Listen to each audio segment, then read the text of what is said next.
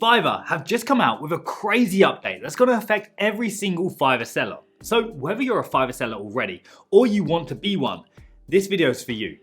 Now imagine for a second, you go and do your weekly shop in the supermarket. You get to experience the layout of the store, see how good the customer service is, how fast they are at the checkout, and then right before you walk out the store, you're met with an option to rate the store and submit your feedback. And you're given two choices, good or bad. Now, 98% of people will always hit the green button unless they've had some awful experience that's made them angry and wasn't resolved. But now let me ask you that question again. But rather than just two choices, you now have 5, ranging from very poor to exceptional. And just to clarify, the definition of exceptional is unusual or not typical.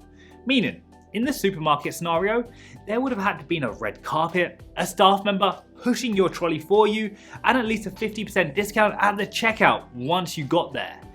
That would be the definition of exceptional to me. So, in fact, it's now more realistic that you choose the option of very good over exceptional if given the choice.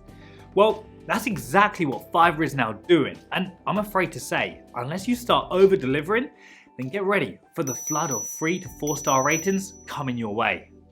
So, Fiverr's rating system as a buyer used to look something like this, giving the buyer 3 different options to rate you on by simply selecting how many stars they want to give.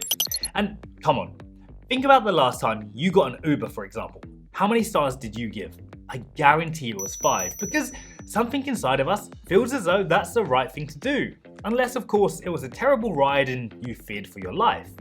So that used to be the Fiverr feedback system for buyers to rate sellers, but they've gone and changed it into something that I believe will have a massive impact on ratings.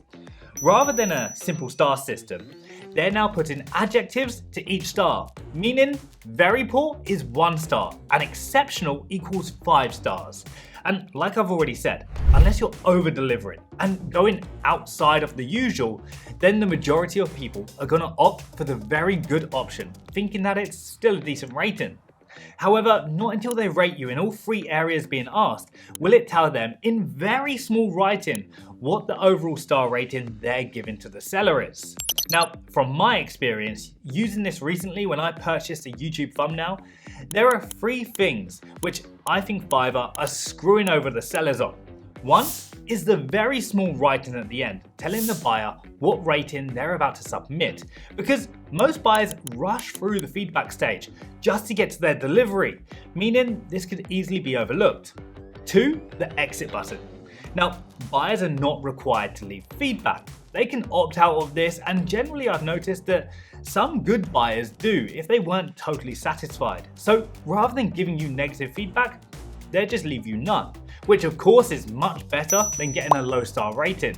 But this exit sign again can easily be overlooked. And 3, they've decided to label in words each star, and more importantly, they've decided to use the word exceptional, which I think is the biggest problem that I have with this whole system, because if that's what they call 5 stars, then maybe this is just me and nobody else sees this. And actually, let me know in the comments what your take on this is.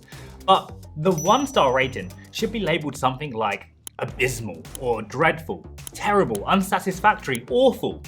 You see where I'm going with this? That's why I can honestly see this new rating system for buyers is going to mean a lot less 5-star reviews, unless you're over-delivering in some way or another. But I'm more curious about what you guys think, because maybe this is just me, seeing it in such a pessimistic way. Perhaps it's not going to be as bad as what I'm making it out to be. Only time will tell, I guess.